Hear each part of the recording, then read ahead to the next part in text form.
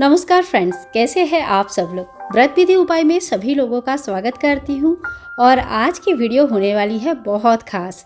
आज की वीडियो में मैं अपना मंदिर की दर्शन कराऊंगी, कैसे बनी है, किस चीज़ से बनी है और पूरे डिटेल्स जो आप सभी लोग बहुत दिन से रिक्वेस्ट कर रहे थे देखने के लिए। तो चलिए शुरू करते हैं आज की वीडियो। पूरी जानकारी के लिए पूरा बना रहना पड़ेगा। तो देखिए, घर पर जब काम चल रहा था तो कुछ इस तरह से हमारा मंदिर का स्ट्रक्चर बनना शुरू हुआ था। तो ये जो है स्ट्रक्चर घर पर बना है और बाकी के जो ऊपर के पार्ट है वो मशीन से कटिंग होके आके डायरेक्ट उसमें लग गया था। तो घर में जब काम चल रही थी तब तो कुछ भी समझ में नहीं आ रहा था, लेकिन बाद में जब ये बन के आया तो ये बहुत ही प्यारा और सुंदर सा बना। इस वक्त इसमें लाइट नहीं है और इसके बाद जो है हमने रात को 12 बजे बैठ के लाइटिंग का व्यवस्था किया था और लाइट लगने के बाद मंदिर कुछ इस तरह से दिख रहा था। तो ये तो हुई मंदिर किस तरह से तैयार हुआ। ये मंदिर है पूरा लकड़ी का और जो है लकड़ी के ऊपर ही ये मंदिर बना हुआ है। और ये मंदिर बनाने में मुझे अराउंड 20,000 के आसपास खर्चा पड़ा, क्योंकि बाकी चीज़ों के साथ इसकी खर्चा था तो एग्जैक्ट खर्चा नहीं बता पाऊँगी, पर अराउंड 20,000 के आसपास पड़ा है। मंदिर जो है लंबाई में लगभग 8 फीट के आसपास है और चौड़ाई में 4 फीट है और जो उनकी डेप्थ है, मतलब जो जिसमें भगवान जी बैठे हुए हैं वो अराउंड 18 इंच के आसपास है। तो यहाँ पे हमारे लाडो और वासु बैठे हैं। आज दोनों पीले पीले कपड़े पहने हैं और स्वेटर लाडो वासु का बहुत ज़्यादा नहीं है तो मैं यही स्वेटर उनको पहनाती हूँ। तो लाडो वासु जो है ना, यहाँ पे तकिया वकिया लेके बिल्कुल तैयार होके बैठे रहते हैं। इनकी भी पोजीशन थोड़ा चेंज करनी है, मैं वो लास्ट में आप सभी लोगों से डिस्कस करूंगी और आप सभी भी बताना कि वो कैसा रहेगा। और यहाँ पे जो काला तार दिख रहा है ना, ये भी मुझे चेंज करनी है। साइड से कुछ इस तरह का डिज़ाइन दिया था, पूरे मंदिर का डिज़ाइन मैंने खुद दिया था और बीच में आप देख सकते हैं कि एक बहुत बड़ा सा ओम है और ऊपर के तरफ लिखा है शुभ लाभ। शुभ के सामने यहाँ पे रैक लगी है और इसमें हमारे गुरुदेव की एक फ़ोटो है और उसके अपोजिट साइड में सबसे पहला वाला ऊंचाई में जो रैक है उसमें माँ काली की मूर्ति है। इसी तरह से दोनों साइड में 3-3 रैक लगा हुआ है और मैं एक एक करके आपको सभी दिखाती हूँ। माँ काली की मूर्ति मैंने वृंदावन से ली थी और अभी किसी भी विग्रह का जो है प्राइसिंग वगैरह मुझे याद नहीं है, तो कृपया प्राइसिंग ना पूछे, मैंने कहाँ से लिया था वो मैं आपको बता दूँगी। इसके बाद सेकेंड में यहाँ पे है भगवान शिव जी और माँ पार्वती। और ये जो आप आसन देख रहे हैं, ये आसन मैंने घर पर खुद बनाया है, मैंने और मम्मी ने मिलकर बनाया है। मेरे पास वेलवेट की कपड़ा था, उसी को काट के और साइड से लेस लगा के बहुत ही आसान तरीके से आसन बना सकते हैं, तो मैंने भी वैसे ही बनाया है। और इसके नीचे यहाँ पे जो लास्ट वाली रैक है, यहाँ पे है भगवान नारायण, श्री विष्णु नारायण और उनके साथ विराजमान है माता लक्ष्मी। तो देखिए, जब पूजा होती है घर में, जब फूल नहीं होती है तो कोई नहीं, लेकिन जब फूल होता है ना तो मैं सभी देवी देवताओं को फूल चढ़ाती हूँ, सभी का पूजन करती हूँ। तो कहते हैं ना कि एक फूल भी बहुत होता है और बहुत सारे फूल भी कम पड़ते हैं, तो वही सिचुएशन है। और यहाँ पे है लड्डू बाबू और हमारे लाडली। तो आप सभी को मैंने इनके नाम के बारे में भी पूछा था तो आप सभी ने लाडली बोला था। मुझे वो नाम भी बहुत पसंद आया तो मैंने इनको लाडली बुलाती हूँ और मेरी बेटी को भी लाडली नाम बहुत पसंद आया। वैसे मेरी बेटी को ना गौरंगी नाम भी पसंद आया था। और ये देखो, लाडली के लिए मैंने लाई हूँ चूड़ी।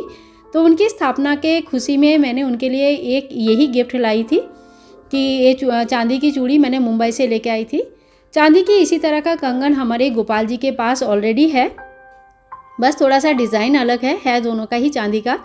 तो मुझे रोज़ रोज़ खोलना और चेंज करना नहीं पड़ता है, बस उनको एक बार पहना दो तो वो पहन के रखते हैं।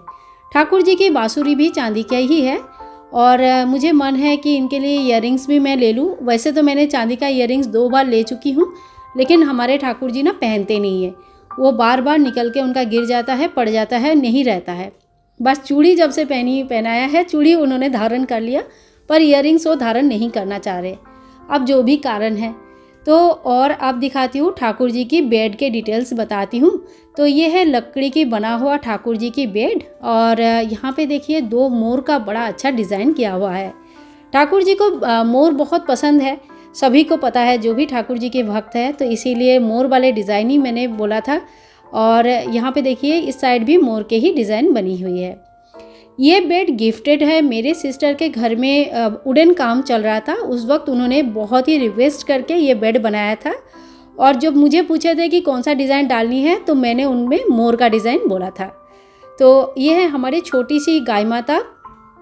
और ये गौ माता ये ठाकुर जी के साथ ही मैं लेके आई थी। जब ठाकुर जी आए थे तो गौ माता भी आई थी। और ये है बड़ी वाली गौ माता। भगवान को नॉर्मली मैं फल का ही भोग लगाती हूँ। और यहाँ पे देखिए आपको 2 शंख दिख रहा होगा। ये जो छोटा सा शंख है इसको पानी शंख, जल शंख, अर्घ देने वाले शंख कहा जाता है। ये बजता नहीं है। और दूसरी वाली जो शंख है ये बजने वाली शंख है। तो 2 बजने वाली शंख नहीं रखा जाता है। आप एक अर्घ देने वाली शंख और एक बजने वाली शंख मंदिर में रख सकते हैं। हो गया। काफ़ी लोगों का ये कन्फ्यूज़न रहता है तो इसीलिए मैंने स्पेशली दिखा के बताया। तो देखिए धूप दीप प्रज्वलित कर दिया, फूलों से सभी जगह पे सजा दिया।